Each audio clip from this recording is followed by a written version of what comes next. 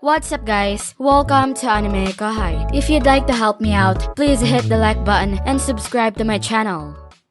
The people who joined Gadra, the one said to have died in battle, were all very well known to Lucius and Raymond. They were Shinji Tanimura, Mark Lauren, and Shin Luxing, and they had all become good friends after traveling to this world. Their deaths were hard to swallow, but the fact was that they hadn't been seen in the Empire since. They had been sent to investigate the labyrinth, and Lucius was sure something happened between them and the demon lord Rimuru. It was reasonable to think that they tried taking him on, then died in the effort.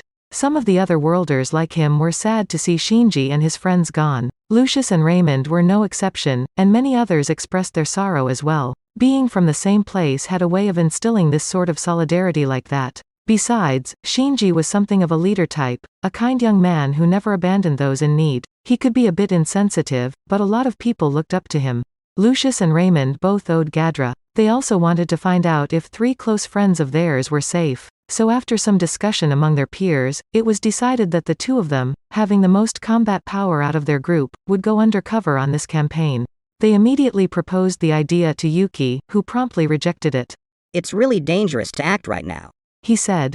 "All kinds of things are getting jumbled together, so I'd keep laying low if I were you. I can't go into details, sadly, but I'm sure Shinji and his friends are fine, so." If Yuki called it dangerous, it must really have been dangerous. But not everyone was willing to accept that. If their fates remained uncertain, some Empire Otherworlder was bound to take matters into their own hands and take off for the forest of Jura solo. And if it was gonna come to that, they all figured, they might as well send the combat specialist of the gang first, so they could deal better with whatever came along. Lucius was originally going to act on his own, but Raymond wound up joining him. They both secured transfers from the Composite Division to the Armored Division to join this operation, and neither of them told Yuki about it. With those motivations in mind, both Lucius and Raymond were waiting for Calgario to give them the order sooner or later, and yet. You know, I'm starting to think going in was a big mistake. Yeah, maybe. I didn't think the opposition would be this strong. They had both been dropped into floor 59. They were originally going to be tossed right into floor 60, not that they were aware of that, but there was a chance this duo was hiding their true abilities or that they were someone else entirely disguised as these 2, so they wanted to test them out first. This was the strategy proposed by Rimuru, or Raphael, really, and Ramirez accepted it, although she remarked about how oddly wary a move it was.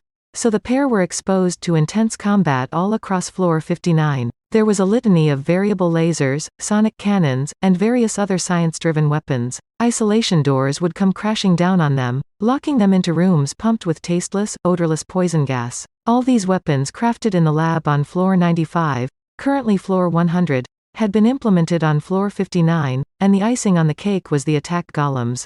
These were based on materials Rimuru retrieved from the puppet nation of Destav, as discovered in the ruins of Amrita. After extensive research, they had recreated the ruins' extensive defense systems, all of which were being put into thorough use here. Weapons that didn't even need to be turned on at 10% to wipe out the Imperial soldiers were now being used to test out Lucius and Raymond. It was an offensive like none before, and the 2 of them had to expose all their deepest inner skills to survive. Raymond kept point, buying enough time for Lucius to unleash his killer blows. Lucius's fusionist skill did what it sounded like: it could mix materials and extract energy from them, and when used right, it could unleash attacks akin to nuclear magic. Gadra had discovered that skill and taught him how to harness it. That old debt of gratitude was still on Lucius's mind as he fought.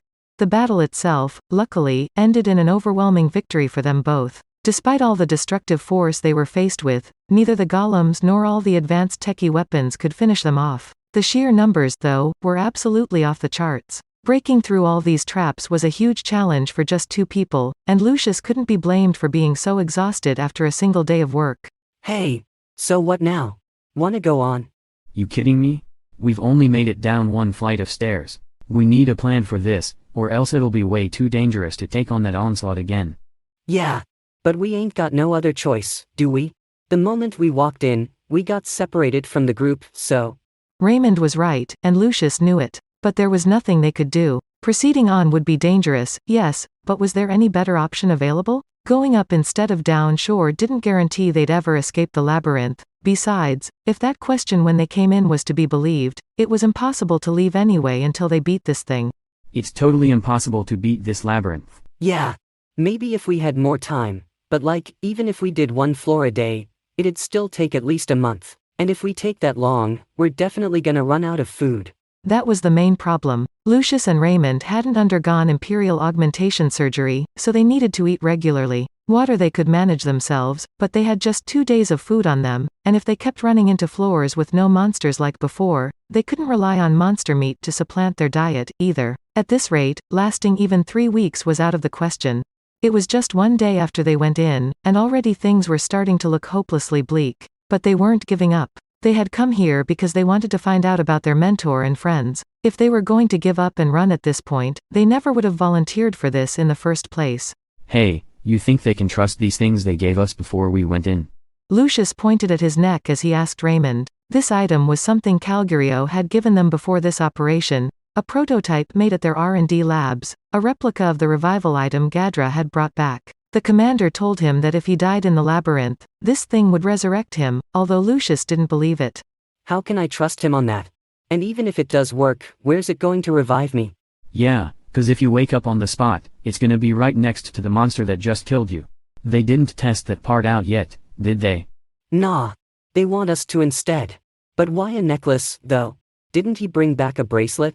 Guess it shows how far the Empire's lagging on that tech. This was, in essence, a knockoff made on a rushed timetable, so it wound up a little larger than the original was the explanation given to him. It only added to the sheer distrust. Who'd ever want to put their lives in the hands of a shoddy imitation? This, you see, I can only give to the truly special ones, and I firmly believe that you two are worthy enough to be entrusted with this. Sure, Calgario had framed it as something special, but turn it around, and he was basically admitting they had no idea if it worked. They didn't make any for the rank-and-file soldiers, so it was up to them to see what would happen. Maybe they could trust it more if they had some experimental data or something, but involuntarily testing subjects like this was ridiculous. Well, at least I'll find out what happens when you die first. Oh, man, don't even joke about that. Replied Raymond, ever the realist. No way I'm gonna rely on this anyway. Besides, don't the resurrection bracelets this is based on run on the power of the demon lord Ramiris? If we try using a fake based on something we basically shoplifted from her, isn't that gonna piss her off? Lucius shrugged his agreement, his thoughts largely the same. To them, the conclusion was obvious. They had to act as if resurrection wasn't at all possible. All they could rely on were their own strengths. So they stood up, sarcastic smirks on their faces. You ready? Yeah. If we're here, and all, might as well go all the way. If it doesn't work out, at least we'll be forgiven for it. You think? Like, maybe Shinji would just laugh it off, but her, you know. Don't even start. I just managed to forget about her, too. Sorry. I'm more scared of her than I am of this labyrinth. Whoa, don't spill your guts just because she ain't here, man. You're right and all, but... Right? I can't believe how insensitive Shinji can be. All that enthusiasm pointed his way, and it goes right over his head. Totally. But that's Shinji for you. And her, too, like... Yeah. He's a good guy. Maybe he survived all this, even. Yeah. He had to. They both smiled. Even in these dire straits, they still held hope in their hearts, and they knew the path they had to take. So still smiling brightly, they started down the stairs, not even knowing what awaited them. And then...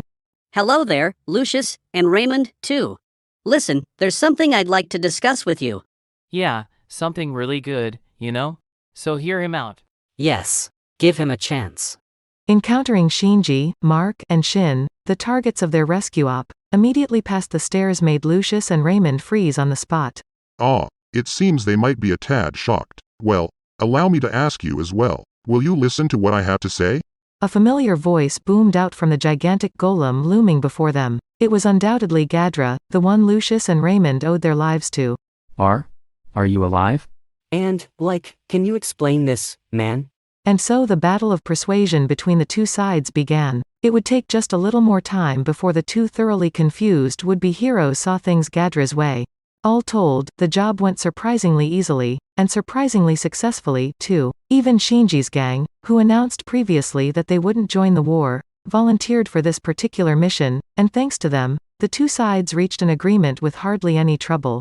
Lucius and Raymond were apprentices of Gadra and friends to Shinji's gang, but after that workout up on floor 59, Lucius was the clear standout. His skill was just off the charts. All it took was a little tap on something in his hand, and it'd trigger a small explosion in front of him, one with nuclear-level force but limited to just a tiny range. The smallest motion seemed to let him produce the most amazing results.